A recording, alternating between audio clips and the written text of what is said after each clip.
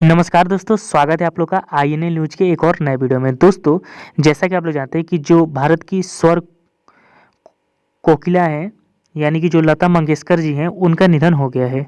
और दोस्तों, इस न्यूज़ के आते ही पूरी जो भारत है और विश्व में भी जो इनके चाहने वाले लोग हैं, उनके बीच में एक दुखी का जो माहौल है वो छा गया। क्योंकि दोस्तों, आपको पता होगा कि जो लता मंगेशकर की जी हैं, वो एक सिंगर तो थी ही, लेकिन एक हम्बल स्त्री भी थी जो कि हर लोगों की मदद करती थी।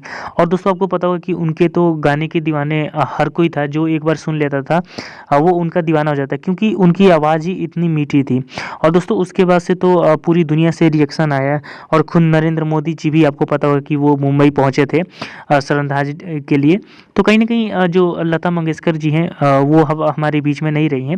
लेकिन दोस्तों, यहाँ पर एक सबसे बड़ी बात ये भी है कि पाकिस्तान से जो खबरें आ रही हैं, तो पाकिस्तानी मीडिया इस पे बहुत ज़्यादा मतलब दुखी ज़ाहिर कर रहा है। पहली बार ऐसा हो रहा है कि जो पाकिस्तानी मीडिया है वो भारत की तारीफ़ कर रहा है और भारत की जो लता मंगेशकर जी हैं उनकी उनकी मौत पे वो रो रहे हैं। तो कहीं न कहीं इस वीडियो में हम लोग मैं यही वीडियो आपके लिए लेकर आए कि आखिरकार पाकिस्तानी मीडिया जो लता मंगेशकर जी हैं उनके बारे में क्या कहता है।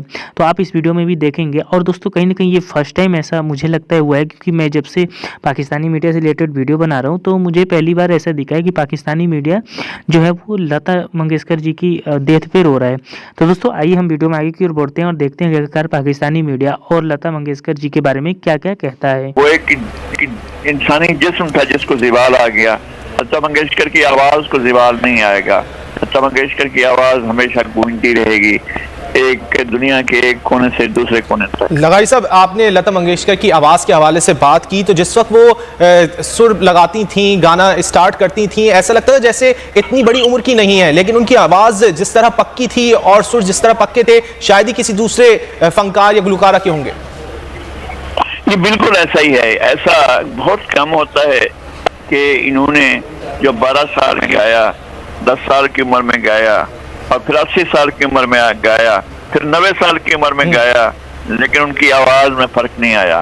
लता मंगेशकर की आवाज़ एक जैसी रही है और जो उसके अंदर से सुर निकलते थे और सुर का एक सरगम होता था, जिस तरह से वो सुर बहकर निकलते थे। मैं जब कभी बहुत ही शांत, बहुत ही आराम के ऐसे हमवार इलाकों में दरियाए सिंध को बहता देखता हूँ, तो मैं समझता हूँ कि ये कोई ऐसी आवाज़ जिसके अंदर कुदरत ने बेपनाह हुस्न अता किया है। ये आवाज़ का बहता हुआ दरिया था इनकी आवाज़। और लता मंगेशकर की आवाज़ ऐसा लगता था कि जैसे दरिया बह रहा है और बहता चला जा रहा है, और उनके सुर ऐसे बिखरते जा रहे हैं जैसे हवा बिखरती है, जैसे हवा चलती है और हवा की लहरें चलते हुए एक जगह से दूसरी जगह पहुंचती हैं। लता मंगेशकर की आवाज़ ऐसे ही बहती चली जाती थी। लगारी साहब, जैसे नूरजहां को हमारे यहाँ पाकिस्तान में रिस्पेक्टफुल सिंगर समझा जाता है, पूरी दुनिया में उनको रिस्पेक्टफुल सिंगर समझा जाता है, इसी तरह लता मंगेशकर की भी यही हिस्ट्री है। तकरीबन 36 से ज्यादा इंडियन जबानों में उन्होंने जो है वो गीत गाए और लोगों का दिल बहलाया। नहीं, बिल्कुल ऐसा ही है। हालांकि हिंदुस्तान में 23-24 जबानों को कौमी जबानों का दर्जा है, लेकिन उन्होंने 35-36 जबानों में गाया और हर जुबान में डूब कर गाया। और नूरजहां ने भी ऐसा किया। नूरजहां ने हमारे यहाँ कई जुबानों में, यानी पश्तो में भी गाया, बलोची में भी गाया, सराइकी में गाया, सिंधी में गाया। सिंधी में उनके कमाल गीत थे। पंजाबी में गाया, उर्दू में गाया। हमारे यहाँ एक मुकम्मल आवाज़, एक ऐसी आवाज़ जो हर लिहाज से अपने तौर पर मुकम्मल आवाज़ थी मोहतरम मैडम नूरजहां की। मैडम नूरजहां तो जब हिंदुस्तान गई थी तो लता के लिए खुशी के दिन थे। लता और उस वक्त जितने बड़े फनकार मौजूद थे अदाकारी की दुनिया के, दिलीप कुमार और लता मंगेशकर, वो उन्होंने अपने दीदा और दिल फरशराह कर दिए थे नूरजहां के लिए। और नूरजहां को उनका ट्रिब्यूट होता था और हमेशा उन्होंने किया है। और लता के अंदर ये हुस्न था, ये खूबसूरती थी कि वो एहतराम करना जानती थी, वो इज्जत करना जानती थी। फनकार हो ही नहीं सकता है कि जब वो डाउन टू अर्थ, एक पूरे का पूरा रिस्पेक्ट ना हो। वो एक ऐसी फनकार थी जो इज्जत करना जानती थी। दुनिया उनकी इज्जत करती थी, दुनिया उनका एहतराम करती थी।